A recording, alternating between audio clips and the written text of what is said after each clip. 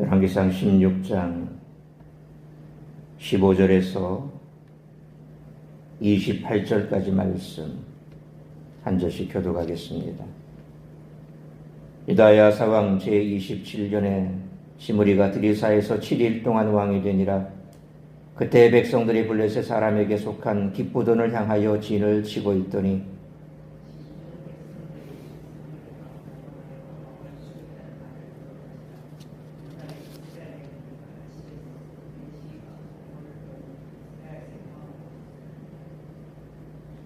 오므리가 이에 이스라엘의 무리를 거느리고 기쁘돈에서부터 올라와서 디르사를 에워쌌더라.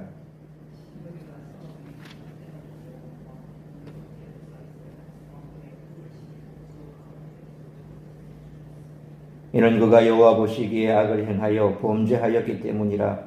그가 여로보암의 길로 행하며 그가 이스라엘에게 죄를 범하게 한 그 죄 중에 행하였더라.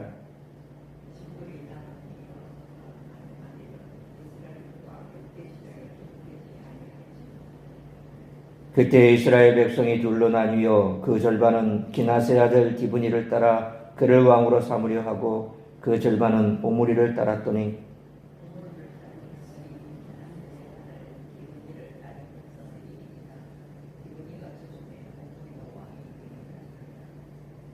유다의 아사왕 제31년에 오므리가 이스라엘의 왕이 되어 12년 동안 왕위에 있으며 디르사에서 6년 동안 다스리니라.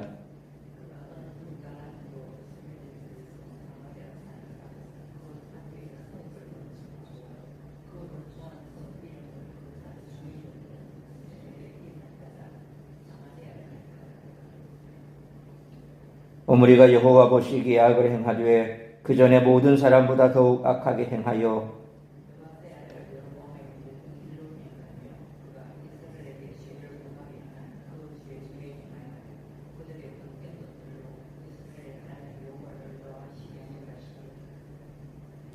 오므리가 행한 그 남은 사적과 그가 부린 본세는 이스라엘 왕 역대지략에 기록되지 아니하였느냐. 오므리가 그의 조상들과 함께 잠에 사마리아에 장사되고 그의 아들 아합이 대신하여 왕이 되니라. 아멘.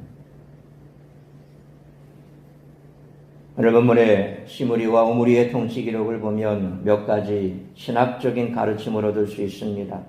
첫째로 성도들이 어떻게 하나님의 일을 수행할 것인가에 관한 것입니다. 하나님은 말씀을 반드시 실현하십니다. 때로는 하나님을 경외하지 않는 자도 쓰시면서 말씀을 이루십니다. 이는 하나님의 우주적 주권을 나타냅니다.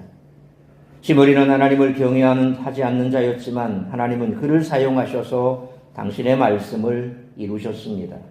하지만 시므리가 일을 처리하는 과정을 보면 그는 자신의 의지대로 모든 일을 행했고 그 결과는 불행이었습니다. 그리고 그에 대해 악하다는 평가가 내려졌습니다. 그렇다면 하나님의 뜻에 합치되기를 원하는 성도들은 어떻게 하나님의 일을 감당해야 할까요? 하나님의 일을 수행할 때 하나님의 방식대로 행하는 것이 중요합니다. 공동체의 인기에 편승한 결정을 내리거나 자신의 기질대로 일을 처리하지 말고 여호와의 눈에 악하지 않은 방법으로 행하는 것이 중요합니다. 둘째로 악한 것을 대하는 성도들의 바른 자세에 대한 것입니다. 성도는 시간과 공간에 관계없이 악한 것에서 돌이켜야 합니다. 단 7일 동안 시므리도 예외 없이 악하다고 평가를 받았습니다. 악한 것을 돌이키는 것에는 즉각적이고 전격적인 결정이 내려져야 합니다.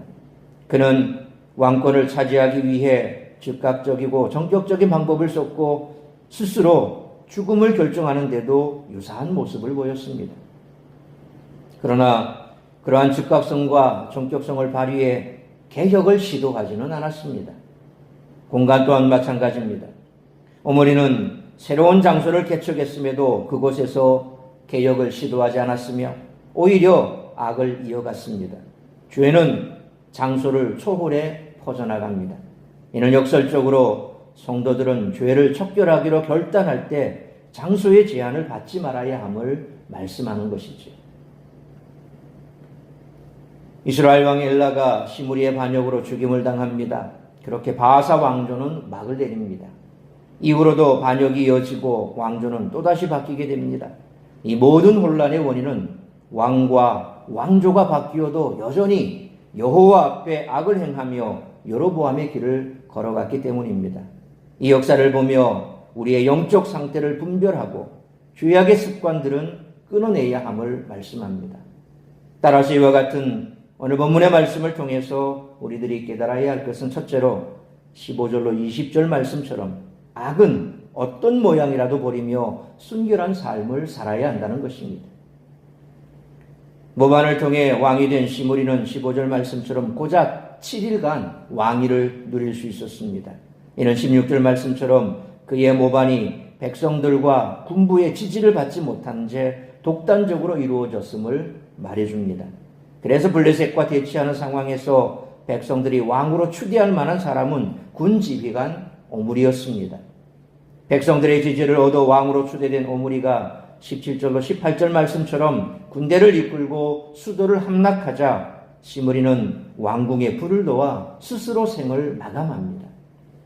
열왕기 저자는 시므리가 그렇게 비극적인 죽음을 맞이한 원인이 19절로 20절 말씀처럼 이전 왕들과 같이 여호와 보시기에 악을 행하며 여로보암의 길로 행했기 때문이다, 그렇게 기록합니다. 이는 시므리의 인생 전체와 이스라엘 왕위를 인간적인 방법으로 찬탈한 행위까지를 아우르는 평가로 보아야 할 것입니다. 이처럼 공의의 하나님은 우리의 삶 전부를 판단하시는 줄 믿습니다. 그러므로 데살로니가전서 5장 22절에 악은 어떤 모양이라도 버리라는 말씀처럼 일상에서 악은 어떤 모양이라도 버리며 순결한 삶을 살아가는 우리 모두가 되시기를 축원합니다. 두 번째로 21절로 23절 말씀처럼 하나님은 사람의 인기나 세력으로 사람을 세우지 않는다는 것입니다. 시므리를 제거한 오므리 앞길에 21절 말씀처럼 또 다른 군부 세력을 등에 업은 디브니가 등장해 왕권을 놓고 서로 다투게 됩니다. 디브니의 군대와 오므리의 군대가 오랜 기간 전투를 벌인 것을 보면 디브니는 군부의 또 다른 실력자라고 추측해 볼 수가 있습니다. 22절로 23절 말씀처럼 아사왕 27년 시므리가 반역으로 왕위에 오른 지 4년이 흘렀습니다. 4년간의 왕위 쟁탈전 끝에 아사왕 31년 디브니가 죽고 오므리가 승리해 왕위에 올랐습니다. 이스라엘의 왕이 하나님의 기름 부으심 없이 그저 모반으로 또는 사람들의 지지와 무력으로 왕위에 오르는 상황이 거듭되며 북이스라엘은 점점 하나님의 통치에서 멀어지고 있습니다. 그러므로 하나님이 세우시는 사람은 결코 사람들의 인기나 세력으로 세워지지 않으므로 하나님 앞에 겸손히 무릎 꿇고 하나님의 뜻대로 쓰임받는 도구가 되기를 힘쓰는 우리 모두가 되시기를 축원합니다. 세 번째로 24절로 28절 말씀처럼 세상의 것만 추구하다 심판받지 말아야 한다는 것입니다. 정적들을 제거하고 왕으로 등극한 오므리는 무소불위의 권력을 뒤들으며 24절 말씀처럼 토지를 매입하고 사마리아에 새로운 수도를 건설합니다. 왜 오므리가 사마리아로 새로운 수도를 이전했는지에 대해 성경은 아무 말씀도 하지 않습니다. 단지 그가 그럼에도 불구하고 악을 저질렀다라는 것밖에는 없죠. 사마리아는 삼면이 비옥한 골짜기와 피탈로 둘러싸인 전략적 욕중지였기에 오므리는 이전 왕조의 수도 디르사를 떠나 새 수도인 사마리아를 중심으로 강력한 통치를 이어갔습니다. 그런 27절 말씀처럼 군사적 지략과 정치적 수완이 뛰어났기에 북이스라엘을 부강한 나라로 정비해 나갔습니다. 그러나 그에 대한 영적 평가는 다릅니다. 25절로 26절 말씀처럼 이전보다 더한 악을 행하며 여로보암의 길을 걸어가므로 하나님의 진노를 사게 됩니다. 정치, 경제적으로 부강한 나라가 진정한 부강한 나라가 아닙니다. 하나님은 그 나라의 영적 상태를 주목하십니다.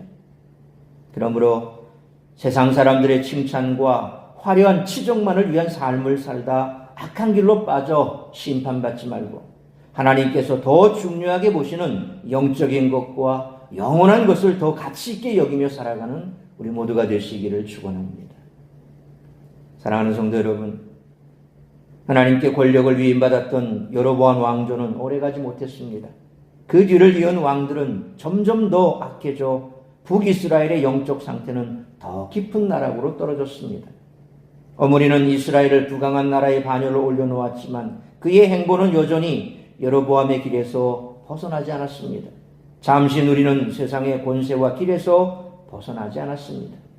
그러므로 일상에서 악은 어떤 모양이라도 버리며 순결한 삶을 살아가야 할 뿐만 아니라 세상 사람들의 칭찬과 화려한 치적만을 위한 삶을 살다 악한 길에 빠져 심판받지 말고 하나님께서 더 중요하게 보시는 영적인 것과 영원한 것을 더 가치 있게 여기며 살아가는 우리 모두가 되시기를 주님의 이름으로 축원합니다. 기도하겠습니다. 걸어가신 아버지 하나님, 은혜와 사랑을 감사합니다. 오늘도 이 새벽을 깨워 말씀으로 예배로 하루를 시작하게 하시니 감사합니다.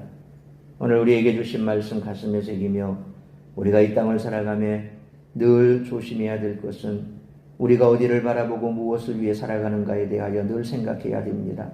때로 세상을 바라보고 세상에서 부귀영화와 또 세상 사람들의 칭찬과 치적만을 위해서 살아가면 결국 하나님의 말씀에서 떠날 수밖에 없고 그로 말미암아 죄악된 길에서 우리는 하나님의 진노와 심판에 직면할 수밖에 없다는 사실을 잊지 말아야 할 것입니다.